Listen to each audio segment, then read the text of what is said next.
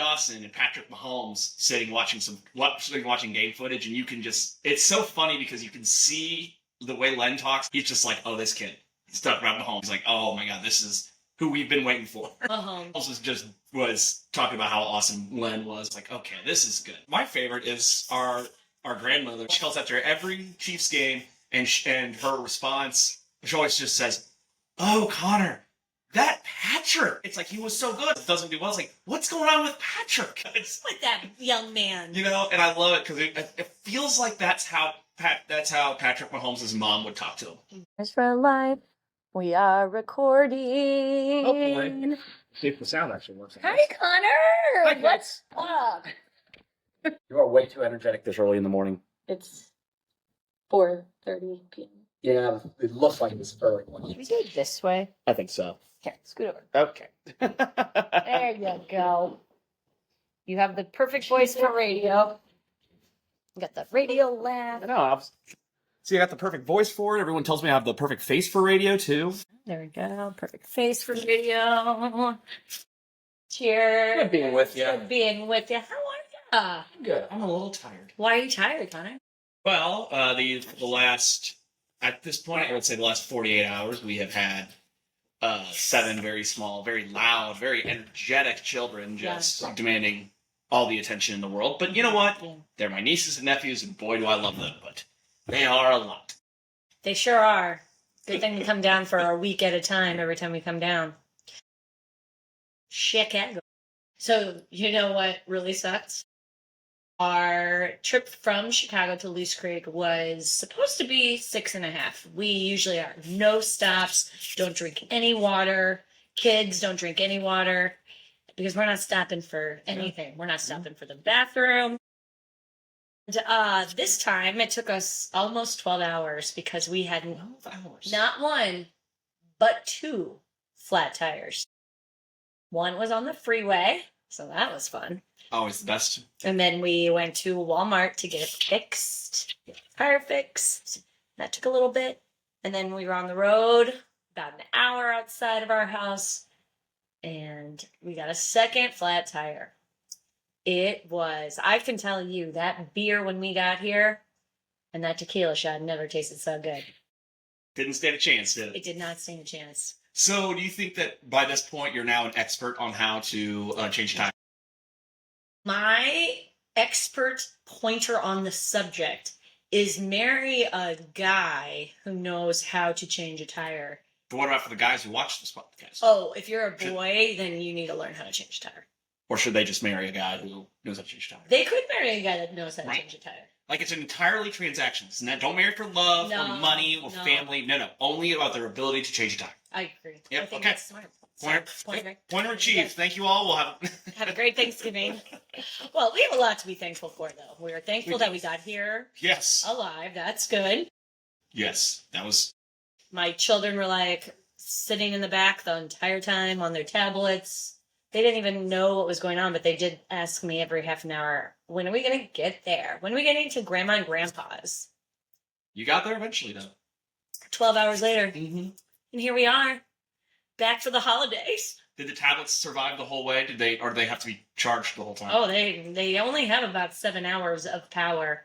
And so, yeah, about the 5 hours left mark, we had to charge them again. Thank goodness for tablets. You know, I think one of the things we should be thankful for is that our parents, when we had to go, before tablets or anything like that, they had the little TV that had the built-in VCR, and they would like strap it to the center console so we could watch it, and it was so janky, but it was awesome. With a remote control. It had a remote control, and it was plugged into the cigarette lighter. Yes, it was. I forgot about that part.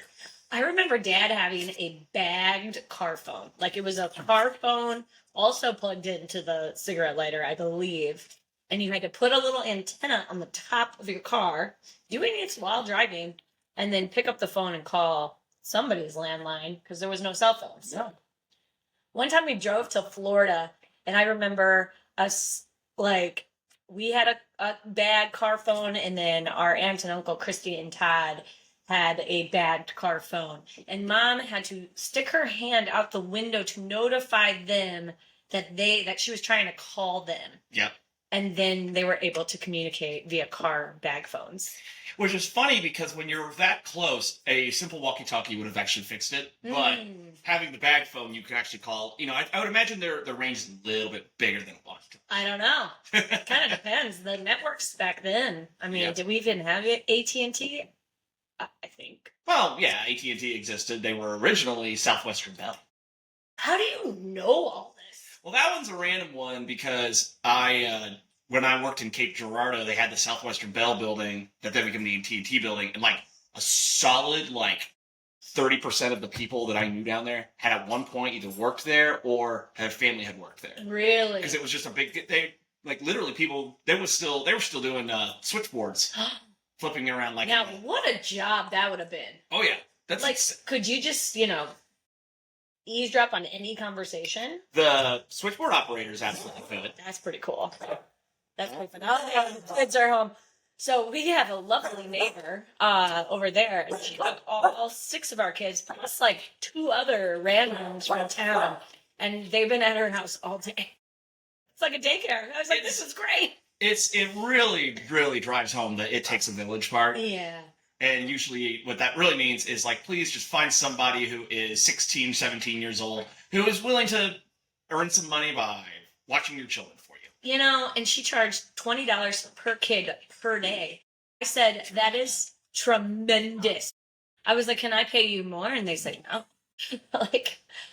Living down here is so much more affordable than living where I do in Chicago. So, yeah. There's some trade-offs. There's some trade-offs. In Chicago, you can have almost anything delivered at any time. That's when I used to live in cities. That's the thing I miss the most. You can't do that here. It's you don't feel like cooking? Cool, you can order a pizza. You can do that here, but it requires you. Yes, they don't deliver it to you. You have to go to the local gas station where they have the pizza. And don't knock gas station pizza. Oh, I'm not knocking it. I'm just saying that it is. Our gas station is also our mechanic shop and the nicest restaurant in town. That's right. Yeah. Shout out Annie's. Shout out Annie's Station. You guys rock. You guys rock. There's one restaurant in town and one bar in town and one bank in town and one church and one school and one feed mill. And don't forget the furniture store. Oh, and Bashinan's Family Furniture. For you, no. No, wrong. That's a different one. I don't know if they have a jingle. They should. You should make sure that we figure that out and then. Furniture store that's good for you. No, that's Mid-America. That's Mid-America. It's good for you and your community too. When you're here, your family. Oh no, but that's all. That's all. That's been taken. Just do it. No, that's not very good anyway. Just do it. Okay, we'll think about it. Yeah, we'll think about it. All right. So, what are we looking forward to this week? Thanksgiving. We're gonna make a lot of dog treats. That's fun. We're working on our book called Pointers for Life. We're doing some episodes of Pointers for Life podcast. We got Pointer of the Day. We're busy over here with pointers. It's true. Tyler and Gretchen across the road with Flat Road Farm got a brand new red barn. And guess what? It was a brand new barn, probably a week old. Tyler already crashed his tractor into it. Yep. Already. Oh, man. God, I'm glad he's just my brother and I'm not married to him. That would be... Gretchen's a trooper. Gretchen is a trooper. On many levels. The kids are... Oh, the kids are... Oh, yeah. No, here we go.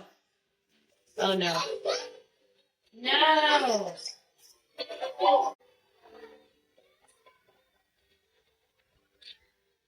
This could be this Shiny's new jingle. Oh my gosh. No! No! You know who really wants to hear that is Grandma. Yep, Grandma wants to hear that. Oh, they're just getting washed. Hi, Judy. Hi, Lucy. She did not take a nap for them today. They said. Yeah. And I was like, I don't think she usually does. Yeah, she doesn't take a nap when there's a left. Say hi, Judy. Hi, Gretchen. Hi, Lucy. Are you on the... We're on the podcast. We have our producer, we have our fact checker, Gretchen, in the house. I'm pretty sure this isn't copyrighted material, so we're okay. Yeah. I don't think so. Old Buck song. It has a real name, but me neither. That's just... Mom called it that one time, and that's what the kids call it now. They have no idea who Bach is. They have no idea. Oh, I was thinking it was the old Box. B-O-X. Nope, B-A-C-H. Like the composer. Johann Sebastian Bach. Yep, that's... The old Box song. Yeah. I learned something new. She is snowman? What'd you do today, June? Yeah. Tell us what it was like at the babysitters. What was the babysitters like? This is how Mom grew up. You know, neighbors, being at a neighbor's house all the time. You headbanging. Yeah, you love the camera. You love the camera so much. Okay, Junie, you want to go play? Yeah. You had to think about it. You go play. Yeah. Yeah.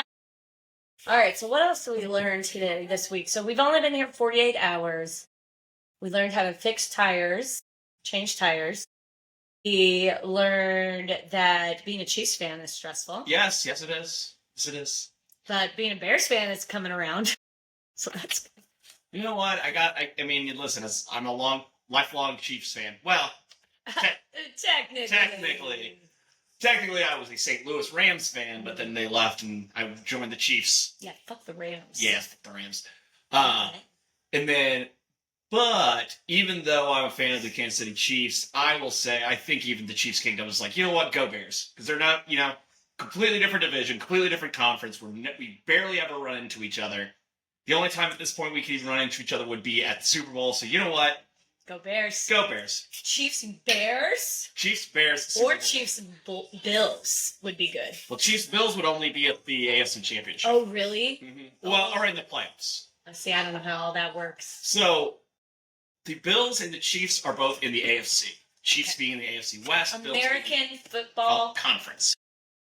And then what's the other one? NFC, the National Football Conference. Oh, just kind of like baseball. Yes, like that. Exactly. Great. They used to be entirely separate leagues. Oh. But then the winner of those leagues would play each other in the Super Bowl, which was the first one, which was the Green Bay Packers versus the Kansas City Chiefs. That was the very first Super Bowl? Very first one. Do you know what year that was? 60 something. We'll fact check. I'm going to say 1964. But that's impressive that you even know that kind of knowledge. Like, I don't remember what I had for breakfast today. I never remember what I had for breakfast tonight. Oh, yeah. That makes sense. I probably should, though. Yeah, it really does jumpstart your metabolism, get you ready for the day, keeps you full all day long. Speaking of being full all day long, what are your thoughts on Ozempic? I don't trust it. Something's up. Listen, I think there are some people who have very severe weight issues, and that this would help. Uh-oh. Something. Baseball. It says your name on it. Oh. Yeah. What is it? To Connor. Is that? Well, that's Tony La Russa. I knew Tony La Russa was going to sign Tony La Russa. Tony La Russa. Who was to the Connor. old GM for the St. Louis Cardinals. I can't tell who that Was is. he a GM? Like, He wasn't the GM, but he was the manager. And the manager is essentially the coach. got it. So there's a general manager and then a manager who is also Yeah. the coach. They're two different roles. Yeah, the GM is more of the behind the scenes guy. He's working the trades. He more represents the organization versus the manager, who is actually in the dugout. He's the one picking who's playing, who's going where, Gotcha. when to put in the designated hitter. Although that rule's since changed. But yeah, for all intents and purposes, the manager of a baseball team is the coach. Okay, great. Why don't they just call him the coach? Tradition. Okay. Because they have other coaches. They have like a hitting coach, pitching coach, third base coach, first base coach. You have all these positions, but the manager is in charge of all of them.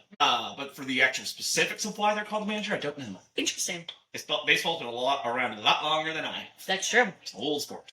But then the first Super Bowl was 1960-something. Mm-hmm. Well, that was pretty cool. Against the Chiefs. It was. Chiefs versus Packers. Chiefs versus Packers, and we lost. Meaning the Chiefs. Mm-hmm. And then a couple years later, at Super Bowl IV, was the first time the Chiefs won against the Minnesota Vikings. You listen, Cheetah? Go ask Grandma. With the... And Ava. Go ask Ava and Grandma for Cheetah. With perhaps one of the greatest coaches of all time, Hank Stram, and one of the greatest QBs of all time. You've got Len Dawson. Len. Yeah. That's a good name. There's a great video I'll show you. This is a couple of years ago because Len Dawson was recently passed away. Oh, R.I.P. Of Len Dawson and Patrick Mahomes sitting watching game footage, and you can just—it's so funny because you can see the way Len talks. He's just like, "Oh, this kid." He's talking about Mahomes. He's like, "Oh my God, this is who we've been waiting for." Mahomes. And Mahomes was talking about how awesome Len was. I was like, "Okay, this is good. Aw. I like that." That is nice. Homies. Chilling with my homies. I love, my favorite is our grandmother. She doesn't call them Mahomes or my homies. It's Patrick. She just calls, she calls after every Chiefs game, and her response, she always just says, "Oh, Connor, that Patrick." If he does great, it's like, he was so good. Or if he doesn't do well, it's like, what's going on with Patrick? With that young man. And I love it because it feels like that's how Patrick Mahomes' mom would talk to him. Mm-hmm. It's like, Patrick, why did you throw that? Or Patrick, don't you think 3 interceptions was a lot? Although there was only interception yesterday. I don't know. Yeah, there was. Yeah. Oh yeah, there was the one where it blocked it and stopped at the 2-yard line. I try to forget about the bad parts of that game. Right, because they won. Because we won! It's very exciting. The season is alive. The season is alive with the sound of music. Yes, and that music is "Fight for Your Right to Party" by the Beastie Boys. Is that their song? That's Travis Kelce's song. No way. Oh yeah. Oh, cute.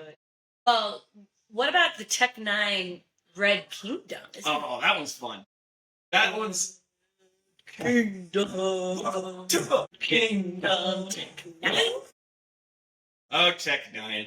Have you ever seen Tech Nine in concert? No, I have not. Have you? Oh yeah. One time I not snuck out. I think I was in college, and it was a break between. It was probably Christmas break or something, and my friend Anna calls me and says, "Let's go see Tech Nine in." I want to say it was a place in Kansas City because that's where he lived. And we went, and we left Loose Creek, drove all the way up to Kansas City, watched some Tech Nine, probably drank some beer, and then What? probably, I hope we didn't drive home. Yeah, I'm sure you had a place to stay. I think we had a place to stay. Yeah. Let's go with that. But yeah, so that's not their theme song, Red Kingdom? It's unofficial. Okay. So the thing is, most teams don't really have a full theme song. Although Daddy is trying to catch a deer. yes, catch a deer. That's not kill it, just catch it. Just catch it so we can have it as a pet. Yes. Oh my God! If you guys went back to Chicago with a baby fawn, That'd be so cute. you'd keep it in your backyard. Although that's probably not good for I mean, it's like a fawn. you. Farmed. Well, I That mean, deer can totally jump over our fence. oh yeah, they'll figure. They'll figure it out. Hop, little bunny, hop, hop, hop. Bunny, hop, bunny, hop. All right, what else? Let's see. What are you thankful for? I'm thankful you're here. I'm thankful for the family. I'm thankful you got here safely. Yeah. Good Lord. Me too. No, I'm always thankful for where we live because this town is amazing. You just everybody, and that's the best. I can't. It was the one thing I really did not like when I was living in the cities is just there were neighbors you just didn't know, and not for lack of trying. It's just they're like, oh, I don't want to. It's like, oh, I don't know people. Yeah. I have neighbors who legitimately live next door to us, and we don't know them. Sad. I mean, we could change that. You could, but the thing is, so you also have to balance that with, well, what if they just don't want to be? There are just some people who just don't like other people. I thought that too because, we could have gone over. They just moved in. We could have gone over there and said to the block. And they could have come over to us and also said, hey, we're new here. Okay, I've got an idea. Okay. So you are going to go over to the new neighbors, welcome them to the neighborhood, and you decide you want to put together a welcome basket. What would be in your welcome basket? Okay. Well, if they have a dog, our dog treats, pointers, pet treats, because that is very good if they have a dog. If they don't have a dog, or if they don't have a dog, then probably some premium cuts of Flatwood Farm pork or beef or turkey. Now that would be funny. Showing up like for Thanksgiving, say, here's a huge 30-pound turkey for Thanksgiving. I think they're Spanish too, so I don't know if do people from Spain, do they celebrate Thanksgiving? I think when they come to America, yeah. Yeah, sure. It's an American holiday. Right, and they, and it's. I'm sure different cultures do it differently, but like when you're here, it's like, well, everyone is aware that it's Thanksgiving, so they're like, I mean, nothing really stops anybody from getting together and having a big meal with your whole family. That's true. So that's true. And Canadians have Canadian Thanksgiving, and that's October or something. Do they eat poutine? I don't. Canadian bacon. I don't know, but Canadian bacon maybe. They go to Tim Hortons in the morning. Yep. Well, they do that anyway. Yeah. You know, I've never had. Is Tim Hortons good? Sorry, Canadians don't at me. Apparently, they have very good coffee. That's what I've heard, but there's no Tim Hortons around here. There's none. When my brother and sister-in-law got married in Toronto, we decided to drive there from Chicago, which was interesting life choice. And we stopped at Tim Hortons and Burger King. They're owned by like the same people, I think. I think so. Yeah. But I'm really a McDonald's girl. I can't do McDonald's anymore. The food just doesn't mesh well with my stomach. You know what food doesn't mesh well with my stomach? Taco Bell. It's unfortunate. I used to love Taco Bell, but they've gone downhill so badly. You think so? Yeah, I think almost every fast food place has gone downhill just because people stopped investing in it, and they're more like, and it's what happens when you get some of these like venture capitalist mutual funds that are just like, well, we're gonna buy this up and just gut it and eventually just make more money by like selling it off. That's kind of what happened with Red Lobsters.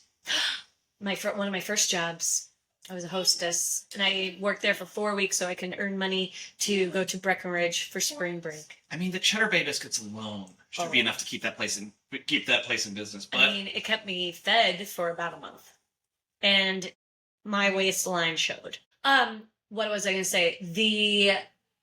Your point about fast food places going downhill, yes. But I will say McDonald's is really good. We have a McDonald's in Winnetka, Illinois, and I went in there for the first time because my kids like McDonald's now. Went in there for the first time, and it was basically like I was at a nice restaurant. It was nicer than some restaurants in Winnetka, Illinois, which is sad, but it was so clean. The service was great. I didn't have to talk to anyone. I did it all on a screen, and they brought out your food for you. I actually do like the whole, if you go in, you can just order from the screen. I mean, yes, there is that missing of the human connection, but it's McDonald's. Just order it, and it's fine. You don't have to worry about like a miscue, because sometimes like the people mess up. So machines mess up too, but yeah, it's just McDonald's. And you know what you're gonna get, which is great. I mean, it's consistent every time. So you used to be a server. Mm-hmm. I used to be a server. You used to be a bartender. Same. You used to be a bartender. I've never been a bartender, surprisingly.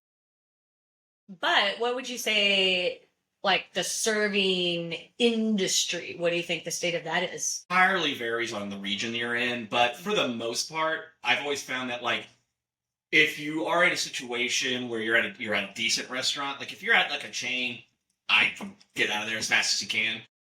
But if you're at like a good restaurant, especially like a locally owned, like a family restaurant, you are likely to have a very good time. I enjoyed it. I liked the people I worked with. Don't get me wrong, there's always arguments because it's a high stress environment. But at the end of the day, I learned a lot, and we would do this thing. We would do a tip pool, which a lot of restaurants do not do, which kind of fosters this kind of competition. But we, instead, in the front of the house, we would do the tip pool, which would encourage all of us to help each other. Help flip tables, help run food, help, I'll be like, I'll grab your drinks for you because I got a quick second. Because the more money that they make, the more money you make. Well, that is actually a very good idea. Isn't that like socialism? No, not really. Wouldn't that be like pulling all of our money? Isn't a socialist environment country like that's where everybody makes the same and you just, no matter what you do, all the money goes somewhere and it gets distributed equally. Is that right? That's a very, very boiled down version of it. Basically, the idea is that there is a strong welfare state and a strong, but like the central government is kind of what controls the lot. The difference with a tip pool is that all of the money is in the same pot that we all draw from equally. It's actually more like communism. Oh, okay. Okay. Explain communism to me. Oh, it's very similar to socialism, but just in the fact that like pure communism, which they claim has never been tried, which now they've tried, just always leads to the same result.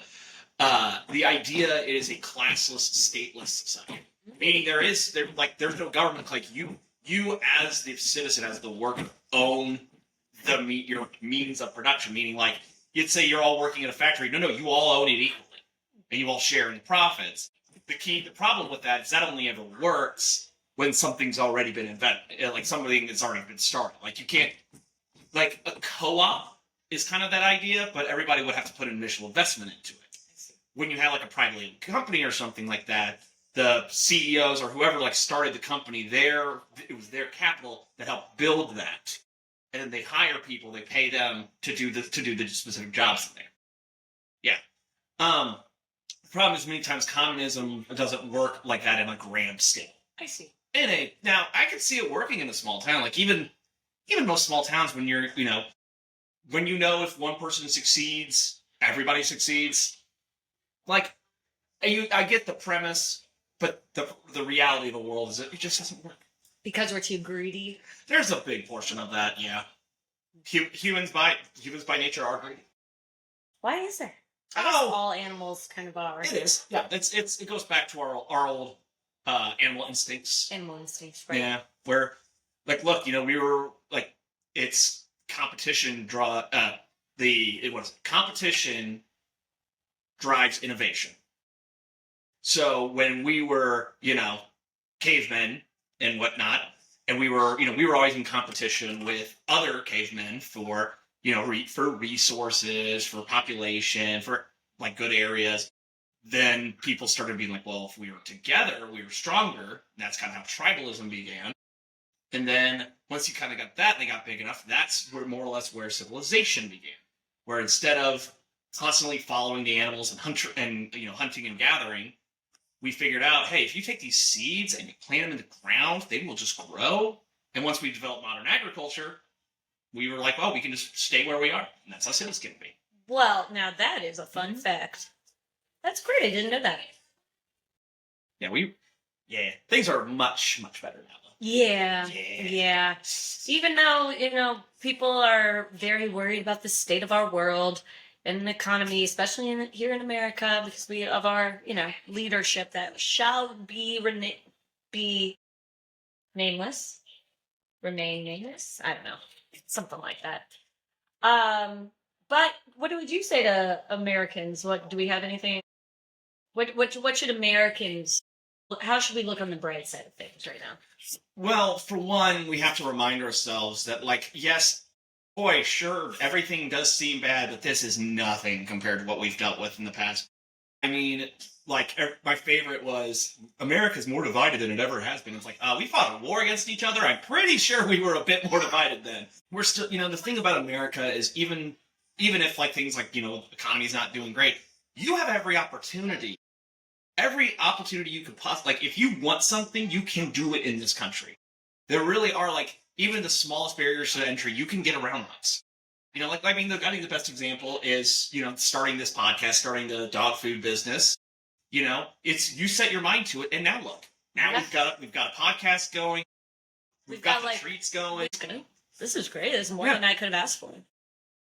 But I would also say to all the Americans, just say, like, look, the ideals of which this country was founded upon. We need to live up to those. That's the key. Instead of constantly yelling, why isn't the government helping out my neighbors? It's like, have you considered doing that?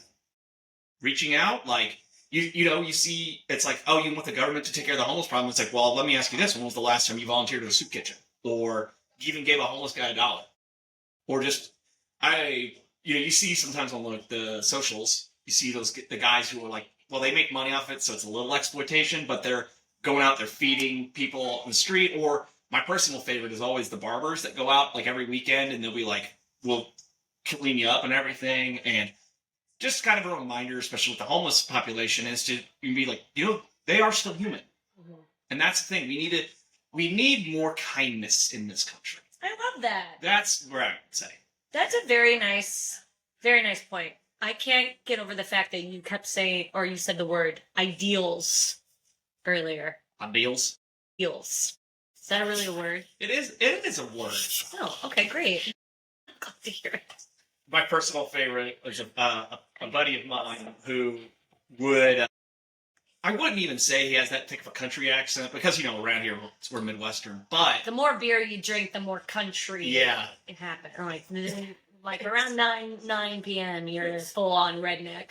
So we would be hanging out, and he decided he wanted to do something, and he'd be like, "Hey guys, I got an idea. I got an idea. And we would all just was like, "You got an idea? You got an idea?" A deer. It's like a deer. I got a deer. Everybody's like, "Wow, how many points?" It's like, I was thinking we'd just go get more beer. I got an idea. Let's get some more beer. There you go. See, that could be the Shining slogan. The Shining Family Furniture. I got an idea to get more beer. With a couch to sit on. No. We're gonna get there. We're gonna figure it out. Fast. Oh yeah. All right, cool. You want cheetah. Cheetah is not an animal. It is lechita. Lechita. So cheetah, leche is milk. You want some cheetah? Yeah. Okay, good. Well, we can do a little pause and go get some cheetah and get a refill. And then if we have some more ideas, we'll come back later. I think so. All right. Over and out.